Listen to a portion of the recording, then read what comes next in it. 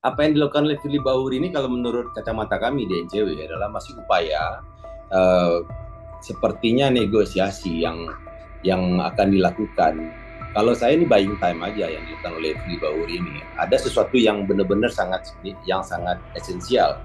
Yang Firly Bahuri ini pengen sampaikan. Kalau seandainya ini tidak diungkap, ya nantinya akan menjadi basi. Bukan hal yang fenomenal lagi bahwa seorang ketua KPK pernah mengalami upaya-upaya untuk menghentikan penyelidikan atau penyidikan sebuah kasus besar. Pengungkapan korupsi atau kejahatan luar biasa ini suka tidak suka jika menyangkut orang yang berkuasa, menyangkut orang yang memiliki kekuasaan yang diberikan oleh baik itu oleh kepala negara, baik itu daerahnya, ya pasti akan berdampak politis. Jika dikatakan dampak politisnya kepada salah satu paslon, ya memang di salah satu paslon itu paling banyak dugaan-dugaannya. Program Tribunnews on Fokus kembali menjumpai Anda hari ini bersama dengan saya Nila Irdah, Tribuners. Komisioner nonaktif KPK, Firly Bahuri, kembali mengirimkan surat permohonan pengunduran diri ke Presiden Joko Widodo. Dalam keterangannya, Firly mengatakan surat itu telah dilayangkan pada Mensesnek pada Sabtu 23 Desember kemarin. Istana sebelumnya sudah menolak surat dari Firly Bahuri lantaran isi surat tersebut dianggap tidak sesuai dengan Undang-Undang KPK, yang mana Firly dalam surat sebelumnya tidak menyatakan pengunduran diri, melainkan menuliskan berhenti sebagai Ketua KPK. Untuk membahas hal tersebut, saat ini saya sudah tersambung secara langsung bersama dengan Ketua Umum NCW, ada Bang Hanifah Sutrisna, dalam sambungan Zoom bersama dengan saya. Bang Hanif, terima kasih sudah bergabung. Sehat ya Bang Selamat ya? sehat, selamat sore, Nisa, Tribuners, kawan-kawan semuanya. Selamat Natal bagi Tribuners yang merayakan Natal. Semoga sehat-sehat semua. Insya Allah kita dijaga oleh Allah SWT. Baik, Bang Gimana Hanif, nih? terima kasih. Terima kasih juga sudah menyempatkan waktunya berbincang bersama dengan saya. Ini Ya, bersamaan dengan kasus yang saat ini sedang menyeret ex pimpinan KPK Firly Bahuri. Ini kan ada ya. permasalahan surat pengunduran dirinya yang belum juga diteken oleh Presiden Jokowi. Surat pertama ini memang tidak bisa diteken sampai akhirnya terbaru informasi yang kami terima ini mengirimkan surat kembali. Saya mau minta komentar Bang Hanif sebagai pengantar Bang. Eh, Kalau kita merujuk pada Undang-Undang KPK, memang proses pengunduran dirinya Firly ini, kalau dia mengatakan dia mengajukan berhenti sebagai Ketua KPK, memang tidak sesuai dengan Undang-Undang KPK. Namun sebenarnya kalau kita melihat bukan dari sisi pengunduran diri Firly ini sebenarnya. Kalau menurut saya, seorang Firly Bahuri pasti tahu persis lah apa yang harus dia tulis. Ketua KPK kan, dan di sana juga ada Biro Hukum yang memberikan saran langkah-langkah yang harus diambil oleh seorang ketua KPK jika tersangkut masalah, apalagi terkait dengan adanya dugaan suap yang membelenggu lah mantan ketua KPK ini. Tapi kita melihat sebenarnya bukan dari hal ini. Apa yang dilakukan oleh Firly Bahuri ini kalau menurut kacamata kami di NCW adalah masih upaya uh, sepertinya negosiasi yang akan dilakukan. Kalau saya ini buying time aja yang dilakukan oleh Firly Bahuri ini. Ada sesuatu yang benar-benar sangat esensial. Yang Firly Bahuri ini pengen sampaikan, tapi mungkin message-nya ini tidak terdeliver dengan baik. Karena kita melihat begini, bahwa selama kurun waktu 2 bulan 3 bulan terakhir ini kan, bagaimana upaya dari Kapolda Metro Jaya untuk segera menahan mantan ketua KPK ini, namun prosesnya itu masih tarik ulur. Hal ini sebenarnya memperlihatkan bahwa ada upaya-upaya yang akan dilakukan oleh Firly Bahuri ini untuk mempertahankan kedaulatan dia atau hak-hak dia sebagai orang yang bebas. Tapi yang paling menjadi sorotan adalah pada saat Firly Bahuri ini dinyatakan sebagai tersangka oleh Polda Metro Jaya. Pada saat itu kami mendengar berita ada upaya untuk mentersangkakan seorang pengusaha berinisial MS yang terkait dengan dugaan suap kasus di kereta api. Nah, inilah yang menjadi dalam pemikiran kami di NCW bahwa proses kami masih mengatakan di proses kriminalisasi ya. Kenapa saya bisa tetap berpegang pada proses kriminalisasi? Karena proses mentersangkakan Firly ini sangat panjang sekali prosesnya, dimulai dari kegagalan pada saat men-TSK-kan Anies Baswedan di Formula E. Pada saat itu disinyalir mantan deputi penindakan KPK tidak setuju karena tidak cukup alat bukti. Nah, kemudian ditambah lagi pada saat itu ada lagi dugaan Firly Bahuri sebagai dulu ketua KPK menyampaikan izin kepada Presiden Jokowi untuk menaikkan penyelidikan menjadi penyidikan terhadap salah satu menteri di kabinetnya Jokowi. Nah, ini pun rangkaian ini menurut saya sih bahwa apa yang dilakukan oleh Firly Bahuri saat ini adalah upaya-upayanya untuk menyampaikan bahwa saya mengetahui beberapa hal, beberapa perintah yang akhirnya membuat saya pun tidak bisa diselamatkan pada saat ada upaya untuk mengkriminalisasi Firly Bahuri melalui SYL. Nah, apa yang paling menurut kami kalau seandainya rakyat menyimak dengan baik ini, bahwa mentersangkakan Firly Bahuri ini pada saat ada upaya, ada dugaan SYL menerima suap atau melakukan korupsi di Kementerian Pertanian, ini ada hal-hal janggal. Yang pertama hal janggalnya itu kalau kami melihat bahwa pada saat pengambilan video Firly Bahuri di lapangan bulu tangkis itu terlihat seperti disetting dengan baik karena videonya tidak bergerak sama sekali. Kemudian jika kita lihat bagaimana begitu santainya Firly Bahuri menerima kehadiran SYL di lapangan bulu tangkis itu memperlihatkan bahwa sebenarnya kalau kami dapatkan informasi dari kawan-kawan yang ada di sana, bahwa sebenarnya Firly Bahuri udah berapa kali menolak untuk tidak bertemu sama SYL ini. Cuman pertemuan SYL ini dia mengatakan bahwa tidak ada kaitannya dengan kasusnya. Dia hanya ingin berdiskusi aja. Nah, menurut kami bahwa phishing atau trap terhadap seorang pejabat negara, terutama pejabat negara di Komisi Anti Rasuah, ini ada hal-hal yang patut kita pertanyakan. Apakah mentersangkakan Firly Bahuri ini benar-benar murni karena tindakan kriminal yang dilakukan oleh Firly Bahuri, atau ini sebenarnya ada bagian konspirasi besar yang saat ini sedang berlangsung? Kan seperti kita ketahui bahwa menjelang Pilpres pemilu 2024 ini ada dugaan-dugaan yang NCW sampaikan yang tidak diproses hingga saat ini. Salah satunya adalah dugaan keterlibatan dari salah satu menteri koordinator yaitu AH yang diduga terlibat dalam ekspor CPO dan turunannya ilegal ya. Kemudian ada keterlibatan dari menteri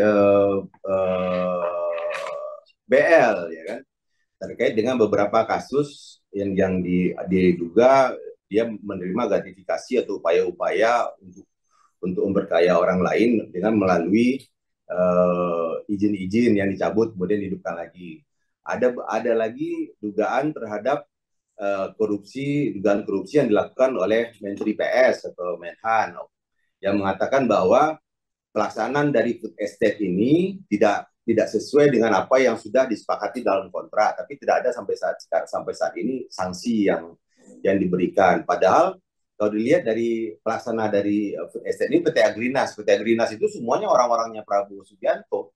Jadi menurut saya ini ada hal yang sangat krusial yang diketahui oleh Firly Bahuri, tapi dihentikan. Nah, kalau kita melihat bahwa apa yang terjadi dengan Agus Raharjo tahun 2017, kalau bagi kami di NCW mensinyalir ini ada perlakuan yang sama yang diterima oleh Firly Bahuri, tapi sudah terlanjur tidak melakukan pengungkapan ini kepada kawan-kawan yang lain, komisioner yang lain.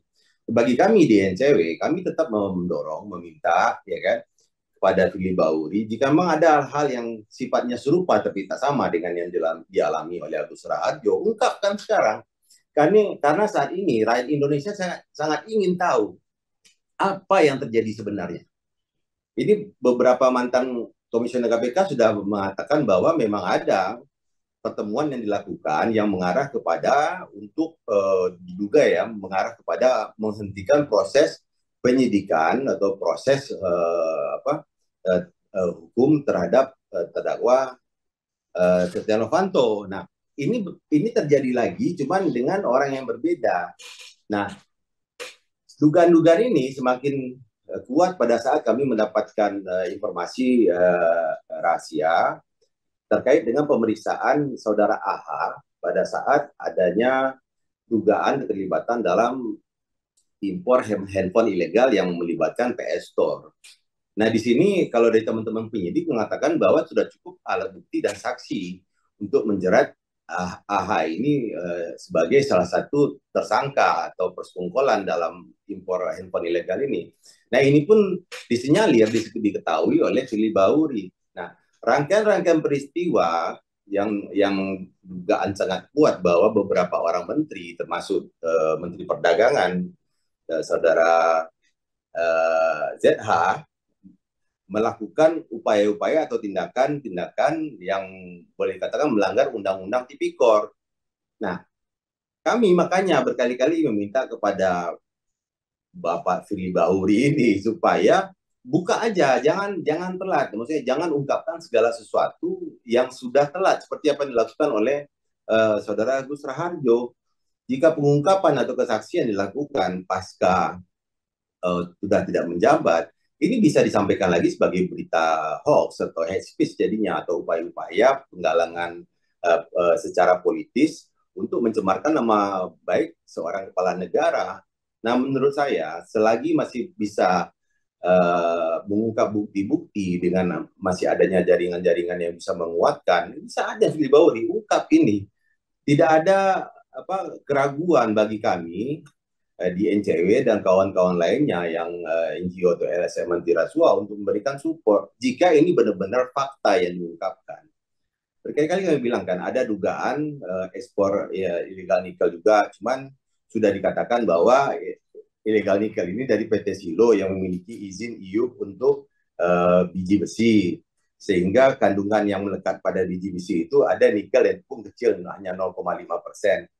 Namun ini kan perlu dikuatkan ke publik bukti-bukti atas dari penyelidikan atau yang dilakukan oleh tim KPK ke lapangan. Dan kami mendapatkan informasi bahwa ada penyidik yang datang ke Morowali, ada yang penyidik yang datang ke Sebuku, ada penyidik yang datang ke WDB, menanyakan ke beberapa penyelenggara untuk ekspor itu seperti KSOP-nya, Sabandar, segala macamnya, yang mengetahui proses bagaimana nikel ore itu berangkat dari pelabuhan sampai ke pelabuhan penerima di Tiongkok. Nah, hal ini menurut kami sudah saatnya jika memang ada hal-hal yang perlu diungkap oleh Firly Bahuri, diungkap saat ini.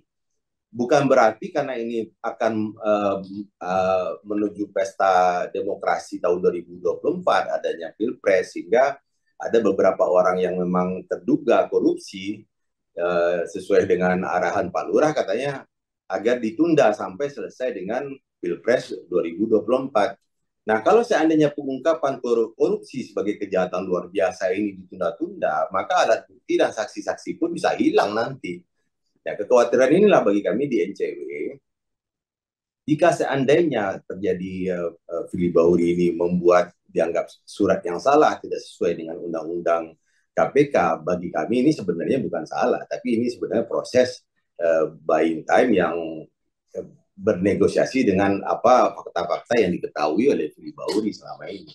Dan kalau seandainya ini tidak diungkap, ya nantinya akan menjadi basi, bukan hal yang fenomenal lagi bahwa seorang ketua KPK diduga pernah mengalami upaya-upaya untuk menghentikan penyelidikan atau penyidikan sebuah kasus besar. Ya, seperti yang dilakukan oleh Agus Raharjo kan sekarang malah Agus Raharjo-nya diadukan karena dianggap speech kan, pencemaran nama baik segala macam. Mungkin pada saat itu kalau melihat dari pernyataan Agus Raharjo dan pernyataan dari mantan komisioner KPK lainnya, memang pada saat itu Agus Raharjo pernah curhat, dipanggil dan disampaikan hal tersebut. Dan ini pun sudah diungkap juga sama kawan-kawan di Tempo, bahwa pada saat ada pertemuan dengan awak media dikatakan bahwa kemarin Agus Raharjo mengatakan dia dipanggil presiden dan seperti marah mengatakan untuk segera dihentikan pemeriksaan terhadap Setia Novanto terkait dengan kasus korupsi IKTP. Coba, jika ini masih terjadi juga dengan sekarang ini, banyak hal loh, dan ini negara dirugikan tidak hanya 10, 20, 100 miliar, ini triliun dirugikan oleh negara. Dan kalau kita melihat lagi, apakah ada kaitannya dengan tambang ilegal, sehingga Firly Bahuri ini masih punya pegangan untuk bisa bernegosiasi. Sangat yakin saya. Karena beberapa waktu yang lalu sempat beredar juga ada ekspor ilegal batu bara yang diduga tersangkanya itu adalah saudari TP gitu. Dan nilai kerugian negara di sana disinyalir hampir 10 triliun jika dihitung dengan pajak, dengan nilai batu bara itu secara internasional. Tapi apa yang kita lihat di sini, bahwa ada dugaan keterlibatan menantu istana yang kemarin kami sampaikan dengan beberapa orang saksi yang ditanyakan di tambang-tambang ilegal itu menyebutkan beberapa nama. Nah, beberapa nama ini kan menyangkut kembali ke istana, dan saya memiliki keyakinan lah bahwa apa yang dilakukan oleh Firly Bahuri dengan membuat surat yang salah itu bukan surat yang salah. Kan yang namanya KPK itu kan ada biro hukumnya, ada orang-orang yang mengerti tata cara menyampaikan surat pengunduran diri, pemberhentian, minta berhenti karena tidak sanggup lagi untuk melanjutkan jabatan karena sakit, karena ini segala macam. Itu menurut saya itu sesuatu yang janggal jika seandainya surat itu ditujukan itu berhenti sebagai ketua KPK. Saya yakin ini bukan murni karena kesalahan tulis, bukan. Yang disampaikan oleh Dipayana itu, siapa namanya itu? Ari Dipayana itu sebenarnya hanya menyampaikan, kalau bagi kami yang membacanya ya, semiotiknya ya, itu mengatakan bahwa Pak Firly negosiasinya sudah selesai, perbaiki aja suratnya. Bagi kami ya, mungkin dugaan kami itu salah gitu misalnya. Oke, Bang Hanif, artinya memang ada banyak hal yang sedianya bisa disampaikan oleh Firly Bahuri, termasuk surat yang direvisi ke Presiden Jokowi. Ini menjadi salah satu tanda makin banyaknya kejanggalan yang ada menurut NCW. Ini kan kalau kita amati, Bang Hanif, apabila memang Firly Bahuri ini nanti suratnya sudah diteken oleh Presiden Joko Widodo, ini kan artinya Firly Bahuri sudah tidak lagi menjabat sebagai ketua KPK, kan dia juga akan lolos dari Dewas KPK dalam perkara etik yang selama ini menyeretnya. Ini kalau menurut Bang Hanif akan seperti apa jalannya hal ini, Bang?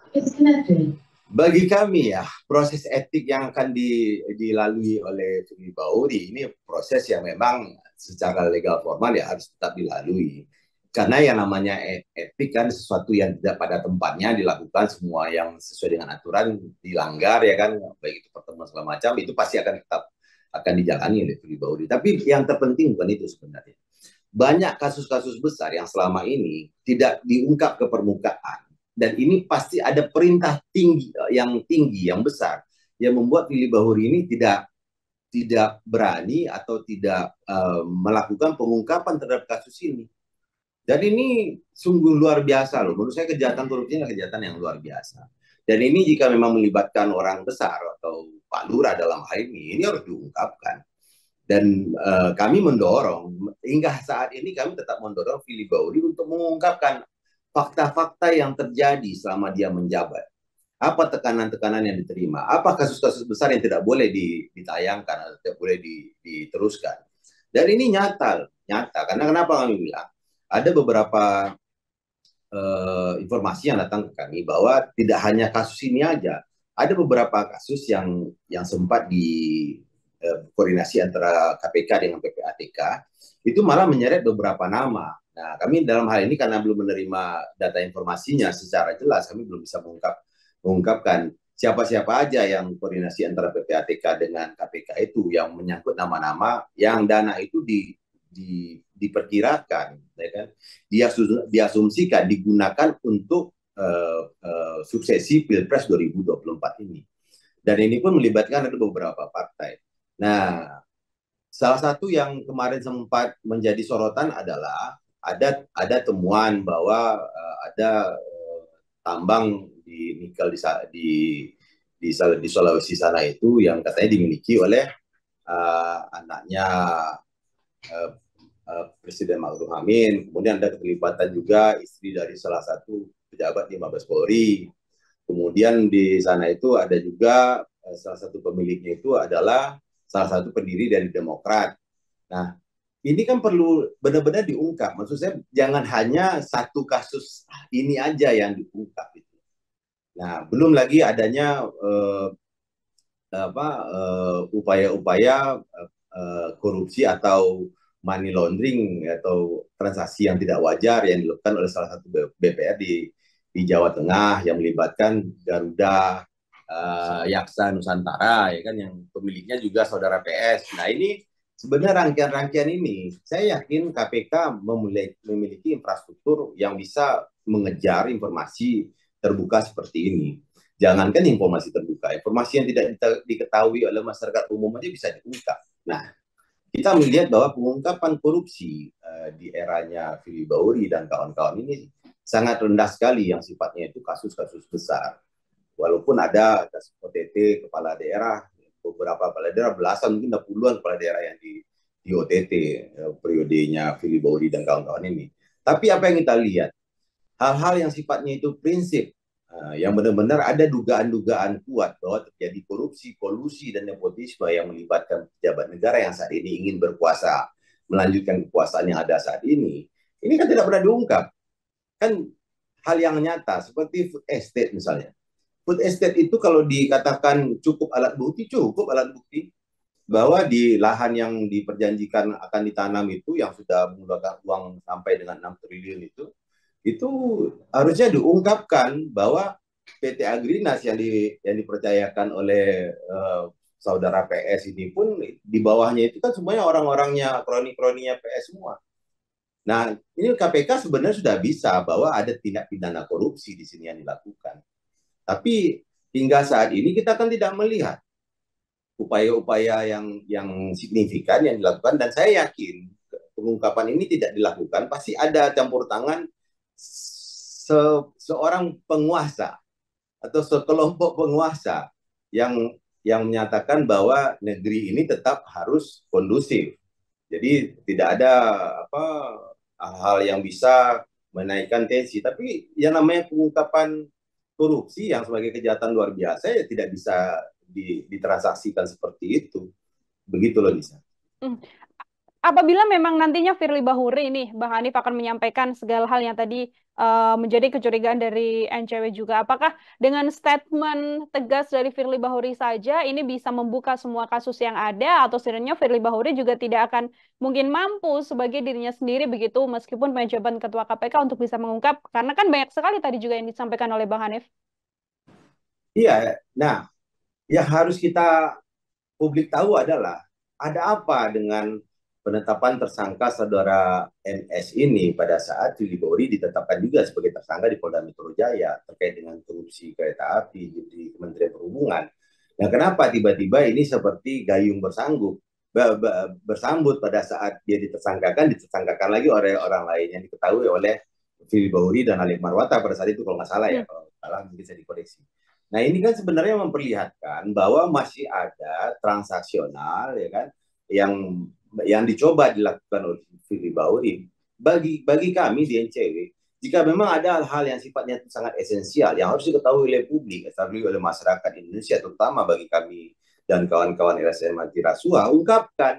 Karena ini saatnya, bukan berarti ada upaya, ada perintah dari Pak Lurah mengatakan jangan dulu diungkap sampai dengan pesta demokrasi selesai biar kondusif. Ya tidak bisa dong. Kejahatan luar biasa ini harus diungkap segera. Dan orang-orang yang memiliki jiwa kesatria, dan saya yakin Firly Bahuri itu memiliki jiwa kesatria, komjen loh, bintang 3. Dan kalau memang ada hal yang perlu dikonsultasikan atau dikoordinasikan dengan kawan-kawan komisioner yang lain, dikoordinasikan. Jangan sudah sekian tahun seperti apa yang terjadi dengan Agus Raharjo terulang kembali. Nanti setelah selesai masalahnya, ini sudah tenang, sudah berganti kepemimpinan, baru diungkap. Sebenarnya pada saat itu kami dilarang ini, dilarang itu, nggak ada gunanya gitu loh. Apa yang harus juga ungkap sekarang? Kebutuhan bagi masyarakat mengetahui bahwa bahwa pemimpin saat ini telah melakukan pelanggaran terhadap konstitusi, dugaan kami ya di NCW ya. Dan ini pun jika dibiarkan berlarut-larut akan mempengaruhi proses suksesi untuk tahun 2024 sampai tahun 2029. Nah, sampai kapan Indonesia akan seperti ini? Jika seandainya kekuasaan yang berlebihan yang dimiliki oleh penguasa atau rezim yang berkuasa, ini akan terus membuat proses pengungkapan, pencegahan, penindakan atau pengungkapan korupsi ini akan menjadi naik atau menjadi lebih baik.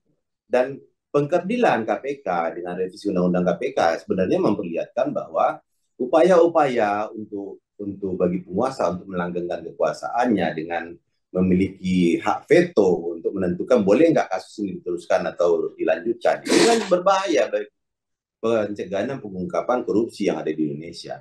Apalagi sekarang begini, Lisa. Apalagi janji-janji dari paslon 1, 2, dan 3 ini yang patut kita cermati. Seperti janji paslon 01 yang menjanjikan 5 miliar per desa. 1 miliar per desa aja banyak korupnya dari kepala desa. Kemudian janji dari paslon nomor 2, makan siang dan susu, nilainya 400 miliar. 400 miliar ini dicari dari mana? Untuk membeli peralatan alutsista aja Prabowo minta tambahan ke Sri Mulyani 358 triliun kok di akhir masa jabatannya ini. Nah, hal ini memperlihatkan bahwa apa yang dilakukan, yang dijanjikan oleh para paslon ini, paslon 03 misalnya, menjanjikan bahwa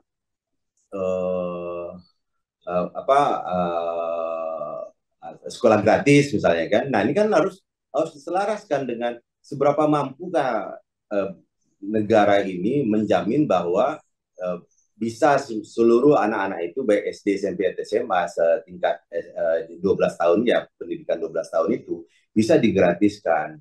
Nah, menurut saya mungkin ini yang lebih masuk di akal kalau seandainya menggratiskan sekolah. Kenapa? Yang pertama kan di sekolah-sekolah negeri yang diutamakan bahwa bisa pendidikan itu gratis, kan semuanya udah ditanggung, gaji guru udah ditanggung, peralatan ditanggung, untuk alat didik ditanggung oleh negara.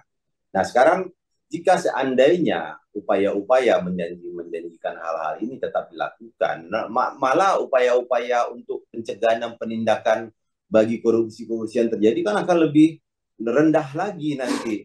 Nah, nilai kita sekarang sudah 3,3 ya, 3,4, 33 atau 34 dengan skala 100. Ini besok bisa lebih rendah lagi. Nah, saatnya kalau mau bersih-bersih, saatnya bersih-bersih sekarang ya komisioner KPK ini harus kompak bahwa sudah terjadi kejahatan luar biasa ya kan yang dilakukan oleh rezim ini dan ini melanggar konstitusi. Dugaan-dugaan ini kalau memang terbukti, saya yakin siapapun pemimpinnya besok pasti akan benar-benar hati-hati dalam mengambil keputusan dalam menentukan. Nah, ini kan tebang pilih lagi ini. Jadi kalau seandainya ada hal-hal yang tidak sesuai dengan penguasa, baik itu sekarang atau yang akan datang, jadi proses tebang pilih ini akan terus berlangsung. Indeks korupsi kita itu sudah rendah sekali dibandingkan 10 tahun terakhir. Nah, ini apakah bandingkan 15 tahun terakhir lah, apakah ini akan berlangsung terus? Dan ini kan yang harus diwaspadai. Ini rakyat sekarang dalam kondisi menderita. Tidak ada pemerataan ekonomi, tidak ada pemerataan keadilan sosial, tidak ada pemerataan keadilan ekonomi. Dan proyek-proyek yang dilakukan saat ini menyisakan banyak masalah, terutama masalah ekonomi bagi masyarakat yang terdampak terhadap proyek ini, terutama proyek-proyek strategis nasional yang berkaitan dengan infrastruktur jalan, bendungan, segala macam. Nah, apakah ini yang dicari oleh rakyat Indonesia? Tidak, rakyat Indonesia ini ingin keterbukaan informasi sekarang. Ini contohnya, saya cerita.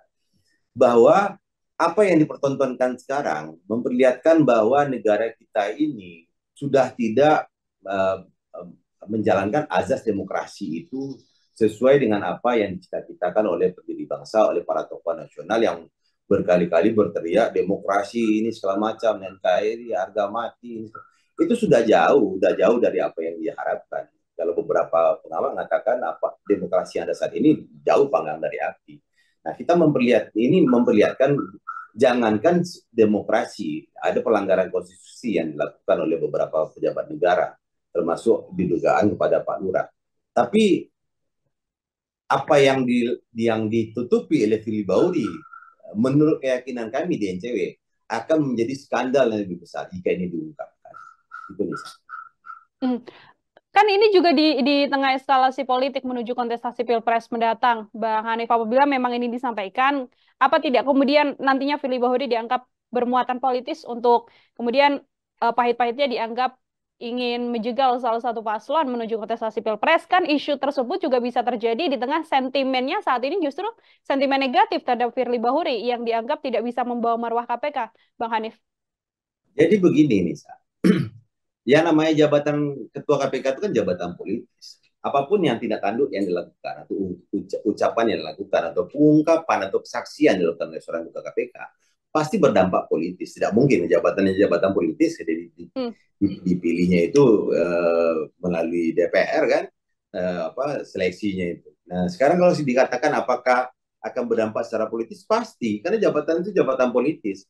Cuman begini, pengungkapan korupsi atau kejahatan luar biasa ini, suka tidak suka, jika menyangkut orang yang berkuasa, menyangkut orang yang memiliki kekuasaan yang diberikan oleh baik itu oleh kepala negara, baik itu diberikan oleh rakyat, ya pasti akan berdampak politis. Jika dikatakan dampak politisnya kepada salah satu paslon, ya memang di salah satu paslon itu paling banyak dugaan-dugaannya, dan jika kita crawling data yang ada di media sosial atau di internet atau di open source lainnya, kan memang terlihat bahwa dugaan-dugaan yang paling besar itu ada di koalisi itu gitu. Saya kalau diungkapkan lagi, dibilang lagi saya hate speech, ya kan? Saya dibilang lagi saya berusaha menyegal salah satu paslon. Tidak, kami hanya berusaha mengungkapkan bahwa yang terjadi di koalisi itu banyak sekali dugaan-dugaan korupsi yang saat ini itu tidak diproses. Fakta-fakta jelas terlihat di lapangan. Saksi-saksi yang menyaksikannya salah satu contoh. Ini dugaan korupsi. Dan saya yakin Ketua KPK juga tahu bahwa kegagalan food estate, tiba-tiba datanglah menteri yang baru ke daerah ya food estate yang dikatakan gagal tanam itu. Dibawalah jagung yang pakai polybag. Jagung polybag yang siap untuk panen. Tiba-tiba dikatakan ini hasil dari food estate yang siap untuk dipanen. Nah, ini kan kebohongan publik. Ini menurut saya, siapapun ini komisioner KPK pengganti Firly Bahuri, ungkap ini. Ini upaya-upaya menutupi fakta-fakta yang terjadi, bahwa terjadi kegagalan dalam menjalankan sebuah proyek besar. 6 triliun itu besar sekali loh. 6 triliun itu bisa membuat jalan itu. Satu Kalimantan itu, jalan-jalan yang saat ini untuk membuka jalan baru, untuk peningkatan kualitas jalan, itu 6 triliun itu cukup gitu. Nah, sekarang 6 triliun ini terbuang begitu aja. Hutan ditebang, ya kan, deforestasi. Habis itu timbul penyakit. Kemudian masyarakat yang mengharapkan ada swasembada pangan di daerah tersebut, sehingga mereka tidak berusaha untuk berproduksi yang lain, ya kan. Harapan ini kan menjadi sia-sia aja. Dan penetapan varietas yang digunakan, yang akan ditanam di food estate ini kan secara terang benderang dikatakan gagal. Bahkan dari PKS mengatakan diduga kerugian negara itu sampai 108 triliun. Nah, ini kan kejahatan luar biasa kalau memang ini bisa dibuktikan oleh BPK dan BPKP. Tapi kemana lembaga-lembaga auditor negara kita ini sekarang? Semuanya bungkam. Semuanya tidak ada yang berbicara. Nah, kami berkali-kali, kalau memang seandainya apa yang kami ungkapkan ini memang tidak sesuai, ya silakan sampaikan ke kami mana hal-hal yang kami sampaikan ini tidak benar. Biar kita bisa berdiskusi, biar kita bisa berdebat. Kalau perlu kita bisa datang ke lapangan yang dimana mengatakan food estate itu gagal. Dan saya meyakini Firly Bahuri ini mengetahui proyek-proyek mercusuar, proyek-proyek besar yang mengalami kegagalan dan ada dugaan-dugaan korupsi di dalamnya. Nah, tapi karena kami melihat bahwa Firly Bahuri berusaha membela diri dia dengan buying time, mengurus surat yang salah lah, sekarang mengirim surat lagi lah, ngasih sinyal-sinyal. Bagi kami, jika ada hal-hal yang sifatnya harus diungkapkan, ungkapkan. Pengungkapan korupsi ini memang tidak mudah, karena melibatkan orang-orang besar, orang-orang yang memiliki pengaruh, orang-orang yang akan bisa membuat seorang saksi menjadi terdakwa, seorang saksi menjadi tersangka. Ini bukan hal baru yang patut yang perlu kita perdebatkan dalam hal ini. Hmm. Oke, terakhir dari saya, Bang Hanif sekaligus menjadi Ya. closing statement. Apabila nanti memang Presiden Jokowi akan menaikkan begitu ya surat pengunduran diri dari Firly Bahuri, apakah kemudian langkah Firly Bahuri untuk mengungkap tadi banyak hal yang disampaikan oleh Bang Hanif ini akan terhenti atau setidaknya Firly Bahuri masih punya upaya untuk mengungkap segala hal tersebut berkaitan soal kasus hukum yang juga saat ini menyeretnya terkait TSCL, Bang? Silakan. Kalau kami dari ICW hingga detik ini tetap mendorong supaya apa yang terjadi behind the scene di belakang kita yang belum diungkapkan oleh Firly agar segera diungkapkan. Karena kejahatan luar biasa ini apa namanya pelanggaran konstitusi ya kan dengan Undang-Undang Nomor 31 Tahun 99 Tipikor ya. Kan jika ada pihak-pihak yang berusaha untuk menghentikan penyelidikan penyidikan kasus ya tidak pidana korupsi, berarti kan orang ini dianggap melanggar konstitusi dan hukumannya itu paling tinggi itu 12 tahun penjara loh. Dan jika ini memang terbukti ya mungkin ini sejarah baru bahwa ada penguasa yang bisa dijadikan sebagai tersangka menghalang-halangi proses tindak pidana korupsi penyelesaian tindak pidana korupsi. Ini menurut saya ini hal yang sangat menarik dalam proses pemberantasan pencegahan dan pemberantasan KKN yang ada di Indonesia. Dan kami sangat mendorong ya, sangat meminta kawan-kawan yang lain seperti ICW, seperti Maki, coba lihat dari angle yang berbeda, coba lihat dari sisi yang berbeda. Kami tahu bahwa kawan-kawan ini melihat dari sudut pandang yang berbeda dengan kami di NCW. Kalau kami di NCW melihat bahwa tidak mungkin seseorang sebagai ketua KPK melakukan kesalahan yang dia mengetahui bahwa kesalahan itu bisa menjerat dia ke depannya. Dan kalaupun benar itu dia lakukan, dia pasti akan membuat perhitungan-perhitungan yang bisa menyelamatkannya dia dengan melakukan transaksional. Jadi dugaan kami satu adalah Firly Bahuri ini berusaha melindungi diri dia atas perbuatan mungkin dugaan kejahatan atau suap yang dia terima. Yang kedua, bisa jadi dia berusaha mengatakan bahwa saya tidak menerima suap itu, tapi saya ini dikriminalisasi dan saya punya bukti-bukti bahwa kriminalisasi saya ini memang terjadi. Dan kejahatan-kejahatan korupsi yang lebih besar itu malah saat ini tidak diungkap karena ada upaya-upaya dari penguasa untuk menghentikan prosesnya. Ini berkali-kali kita bicara dan mungkin pun kawan-kawan di Tribuners berusaha mencari data-data atau informasi yang kami sampaikan. Tapi beberapa kawan yang menonton Tribun News ini mengatakan bahwa apa yang diungkapkan oleh NCW ini banyak benarnya. Sampai kami kejar kan, banyak benar bagaimana? Ya kami secara langsung mengetahui beberapa hal yang disampaikan oleh Ketum NCW. Nah tapi tidak semua orang Nisa, kawan-kawan di Tribuners yang berani menjadi whistleblower, yang berani menjadi justice kolaborator pada saat dia mengetahui fakta-fakta yang terjadi sebenarnya. Bahkan menurut kami ada dari bahasa, mungkin ini dari salah satu aparat penegak hukum yang berusaha berdiskusi melalui media sosial yang mengatakan bahwa fakta-fakta diungkapkan itu sebenarnya jika memang ada keterbukaan yang untuk pengungkapan korupsi yang mega korupsi yang ada di Indonesia, ya kami yakin Ketua KPK ini jika didukung oleh perangkat-perangkat yang lain ya, dari Kejaksaan Agung, taruhlah tidak ada dukungan dari Mabes Polri ya, masih ada Kejaksaan Agung yang siap mengungkap itu.